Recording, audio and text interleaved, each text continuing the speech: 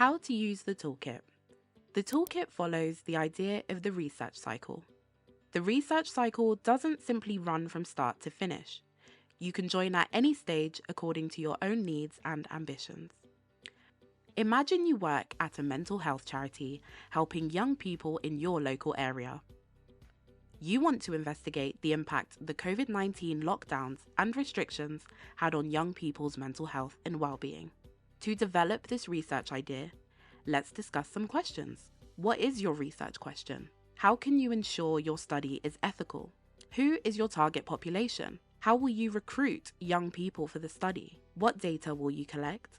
Statistical or descriptive? How will you interpret and present this data?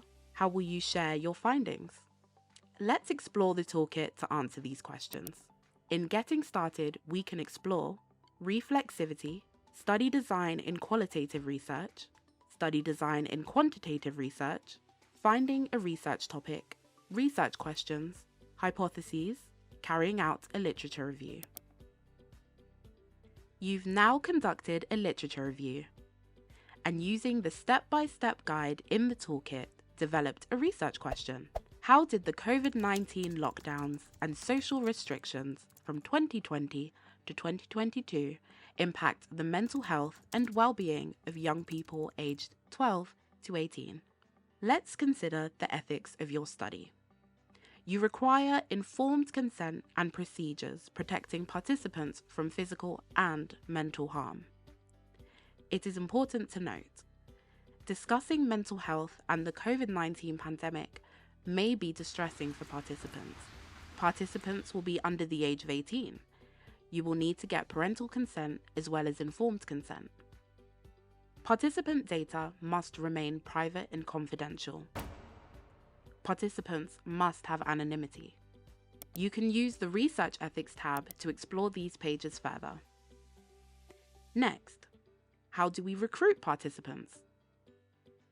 Let's read the qualitative sampling page and explore snowball and purposeful sampling, two types of qualitative sampling.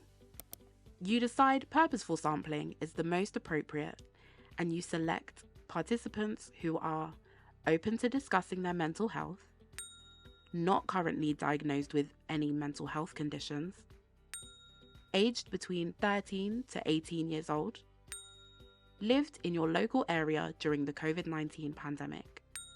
Let's consider how to conduct your study. You decide to conduct a qualitative study.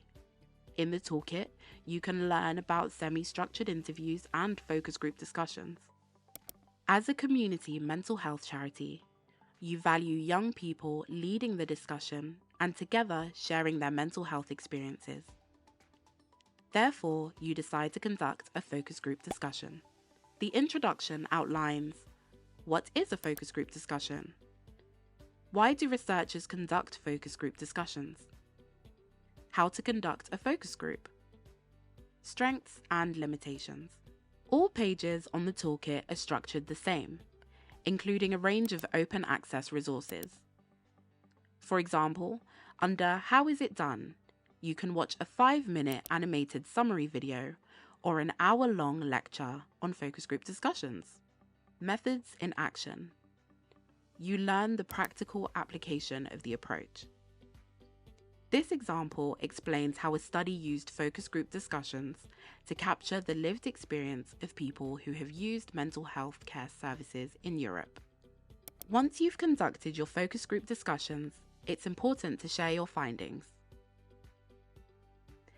Congratulations! You've now conducted your study and shared your findings. Don't worry, your research journey doesn't end here. You may want to use the Finding a Research Topic page on the toolkit to generate new research ideas.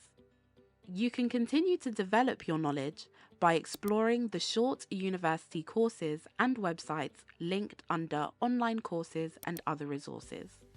If you've used the toolkit, please send us any questions, comments, or suggestions via the Contact Us section found at the end of every page on the toolkit.